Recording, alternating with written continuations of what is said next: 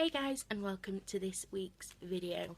Sorry I look a bit rough, but it is really early in the morning. It's just past 7:30 in the morning, but I was up, so I thought I would just get on and film a video for you guys. Now, last week I talked about negative thoughts and how that I'd opened a door that I had kept locked shut for years and years and years, and I'd opened that door and all these self-loathing thoughts had come out, and I wasn't really sure how to live with those thoughts and how to really deal with them. And obviously I have therapy every week, so I've had another therapy session and we talked a bit about them, and we also talked about how it's just as important when you have these negative thoughts that you also have to consider the positive thoughts about yourself too.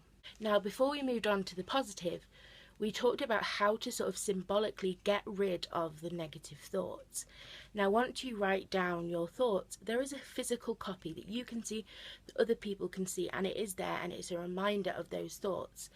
And my therapist said that it's quite good if you want to symbolically get rid of those thoughts. So what I'm going to do is I'm going to light a match on the piece of paper that contains all those negative thoughts and set them on fire and let them burn away. Then I will have that image of burning my negative thoughts whenever they sort of occur, and they'll sort of help me deal with it a little bit better. Positive thoughts of yourself.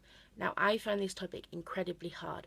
Worse than negative thoughts, which probably doesn't make sense to a lot of people, but even when you don't have a mental health issue, everybody has these questions that get asked of, what qualities do you have?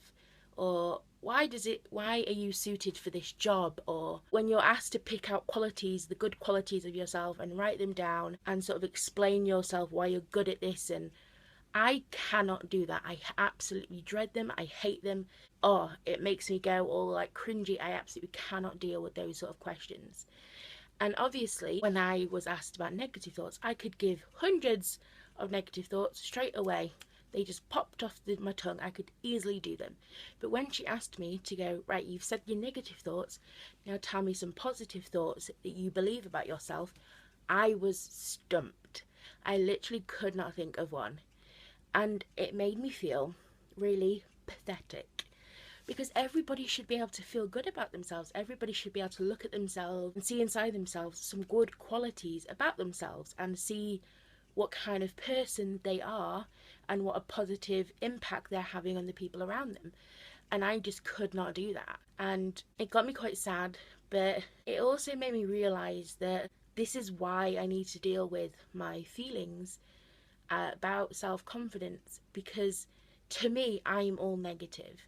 I can be a very positive outlook person for other people. I can give positive feedback for other people. I can give very positive outlooks for the people. I can be positive for other people, but for myself, everything is negative. I focus on everything negative to do with myself. Even in school, I was like this. From a very young age, it was ignore the positive feedback, look for that one negative moment. And that's not a good way to live. And it's not a good way to view yourself, to constantly get rid of anything positive thrown your way and just have all these negative thoughts in your head. So when she asked me to write down some positive thoughts, I asked, well, can I make them up? Because I generally just could not think of anything positive about myself. So when I said, can I make it up? She sort of looked a bit like, what? No, you have to tell the truth. And when I said that there isn't any, that's when I realised that I really do need help with my self-confidence. Positive thinking is not something I'm very good at all. I am really not positive about myself. I can give you so many negatives about myself. I can do it without even thinking. If someone says, give me one negative thing about you, I'll give you 10. It's just so easy, but if someone tells me to give you one positive, I am completely stumped. And that is just not a very nice outlook on life, to have a whole view of yourself as negative and worthless and just really sort of down. And it's just a very hard way to live a life, to never sort of have that positive outlook on life. And I don't know about you, but I cannot accept compliments at all. When someone compliments me, even if it's a small compliment, I cannot accept it. I get very sort of like cringy and just brush it off, because to me they can't physically be talking about me, because there's just no way that good compliment is directed at me. So I have been given homework this week from therapy, and I have to say positive things about myself. And I've also got to accept any compliments that come my way and sort of take the compliment in and accept it rather than brush it off. And that is proving really, really difficult, because for me, if someone gives me any compliment, it's, oh, thank you, but then I brush it off because, you know, it can't possibly be about me, they're lying. So having to sort of stand there and take in the compliment and not sort of cringe and sort of have to accept it, I'm finding very, very difficult, because I have for so long had my mind trained to focus on anything negative and get rid of anything positive. So now, trying to accept the positive, my whole mind is sort of in like denial and not really liking me trying to bring in the positive side of life. I think one of the reasons my depression is quite bad and I have really, really bad days is because I have no self-confidence. I have no belief in myself at all. I have beat suicide attempts. I have gone through self-harm, yet I still can't believe that I'm going to get through this. I still have no belief in myself that I'm going to come at the end of this. Even though I, threw up the tablets and I stopped committing suicide and I stopped with the self-harm and I did that and I survived that, in my head that still isn't enough. That still hasn't got any belief in myself that I can make it through this. And every time I conquer a milestone, I'm just waiting for the other shoe to drop, because to me, that's going to be the one that ends it. And I think you need to have some confidence in yourself, even if it's just a little bit, to sort of get you through the rough moments of your mental illness.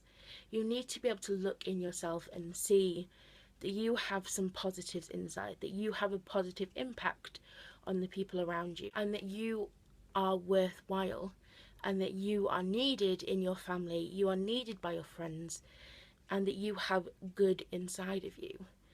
And that is what I'm struggling with. I don't see that. I'm very stuck in the way of everything's negative, nothing's good, everything's gonna, something's gonna go wrong. I just don't believe that I can do this.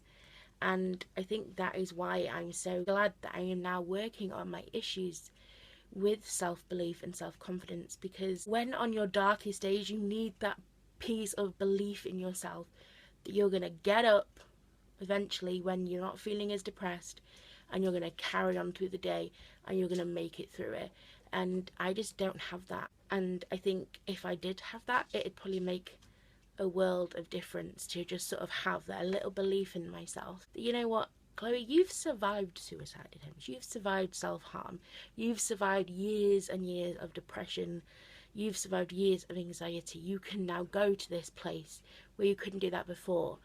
I need that belief in myself that tells me that what I've gone through is making me stronger, and that it's making me be able to eventually have a life with this rather than let it control my life. And I'm hoping that that is what the work I'm doing on my self-belief and self-confidence will eventually bring. So thank you all very much for watching.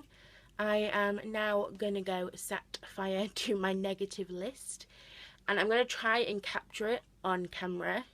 So if there's a little bit after this, it'll be of the piece of paper on fire. Depends if I set the house on fire, which I am very, very worried about.